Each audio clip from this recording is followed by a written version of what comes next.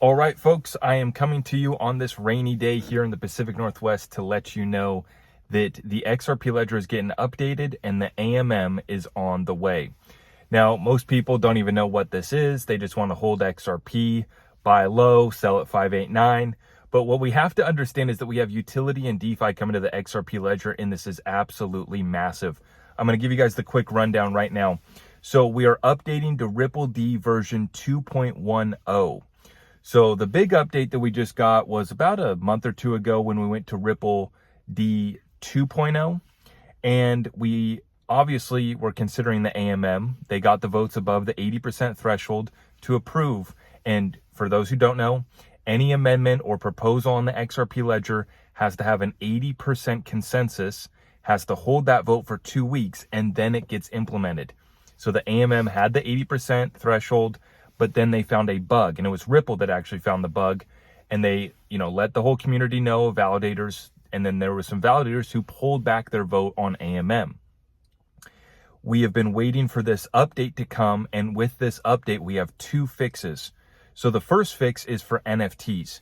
There is an edge case where if you, for the token reserve on your NFTs, I'm not going to get into it.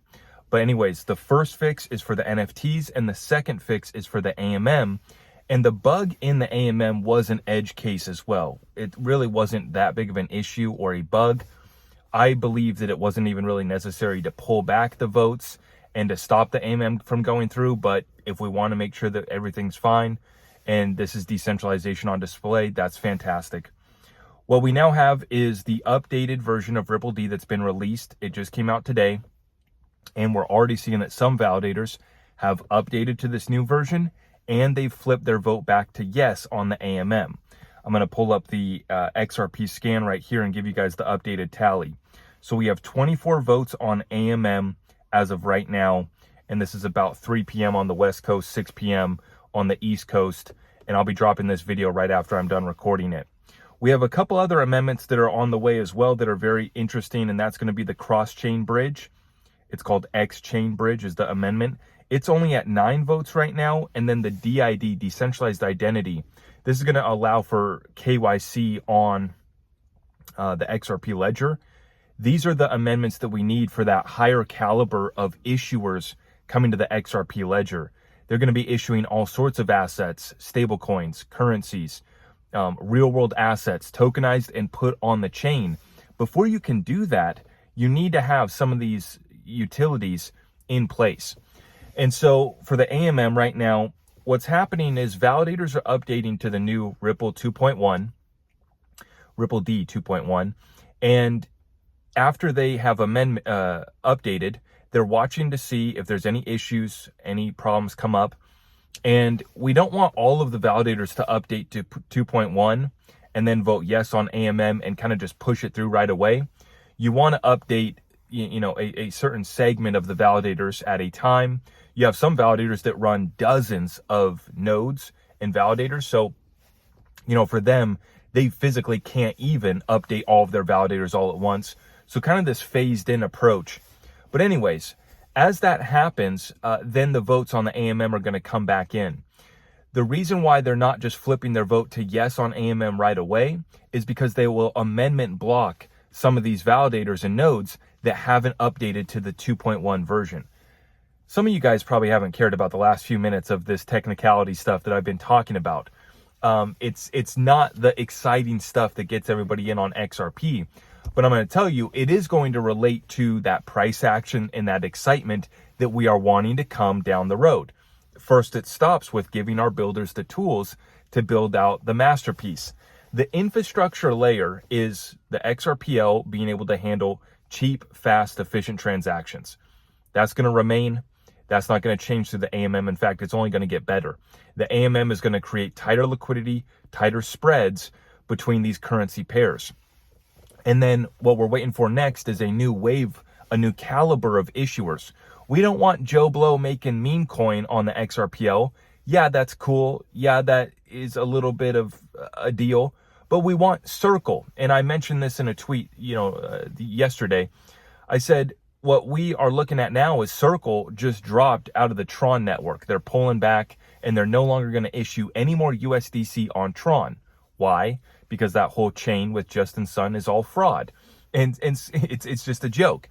So Circle's pulling it back, and I'm now waiting for them to announce that, hey, we're coming to the XRPL and we're going to issue USDC on the XRPL. One thing that's important to note is that issued assets or tokens on the XRPL that have clawback enabled cannot be put in an AMM. So if you want to get the benefits of the AMM, we're going to need stable coins. We're going to need issued assets that don't have clawback that will then be allowed to be put on the AMM. But take, for example, Franklin Templeton issuing tokenized mutual funds on the Stellar network. They needed clawback, right? And these are the types of institutions that are obviously in compliance, following all the regulations. They also need to be able to KYC as well. The decentralized identity on the XRPL is going to allow for that to occur. And then the clawbacks already has been voted on and enabled, and it is live right now. So when you go to issue a token on the XRPL, the default setting is no clawback. You have to manually select to enable clawbacks when you go to issue that new token. So right now we have a couple fixes that are being voted on right now. As I mentioned, XLS 38D, the cross-chain bridge, and XLS 40D, the decentralized identity. Those are the two big amendments that are being considered right now as well. I'm expecting us to go over the threshold for the AMM. That 80% should be achieved here in the next couple weeks. The validators aren't going to all do it at once. Some are slow to respond. But the good news is that the ones that did pull their vote back on the AMM, they're the ones that are more active, right? In fact, they've been talking about why they didn't want to rush into the AMM, why they were pulling their vote back. So I suspect if, they are willing to see the AMM go through, they're going to do so in the next couple, 2-3 weeks after they see all the rest of the nodes have updated to the new Ripple D 2.1 version. They don't want to amendment block all these nodes. So the validators are doing what they do. They're breaking it. They're fixing it. They're updating it. And I bring all this back. What does this matter to the average XRP holder? You're going to be able to start getting passive income, a little bit of a yield through the AMM, and that's going to be big. And it doesn't take much DeFi to really get excitement in an ecosystem. Just look at Flare, for example. They've started to get cooking with a little bit. Flare's been running up. It's been performing really well as a token, and there's a lot of excitement in the community. And I think that with this coming to the XRPL, this is fantastic. Just yesterday, we got smart contracts on the XRPL, on the Stellar network as well. I dropped a video on that this morning. So if you guys missed that one, make sure you guys go check out the video we dropped this morning, breaking down smart contracts coming to Stellar. But the XRPL finally getting some DeFi. We're going to get cooking. And this is what we are all hoping for, because it's going to relate to the average holder being able to see this XRP token at a higher price than 50 something cents. So we're going to continue to keep you guys updated. You guys already know what to do. Make sure you guys subscribe. I appreciate everyone who shares out our content far and wide. And if you're wondering what community resources we have available at our website, I have affiliates for precious metals, cryptocurrency exchanges, wallets, help you buy it, store it, move it. And then we also have the precious metals if you're looking to get it delivered directly to you, or if you want to roll over a 401k retirement account. Talk to our affiliates. They will help you through the process if you have questions about whether or not your account would qualify for that, or what type of metals you can buy in a qualified 401k retirement account. Just get in touch with them and they will help you out through the process.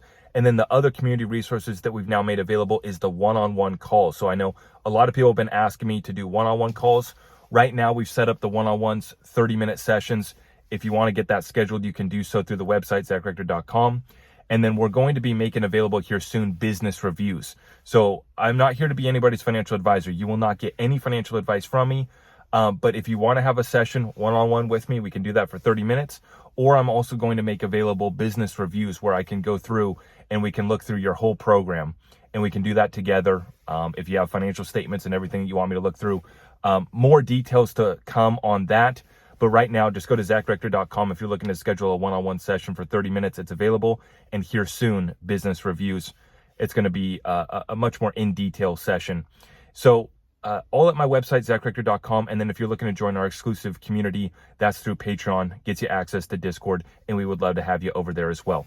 I appreciate everyone for stopping by, and we'll keep you guys updated in the next one.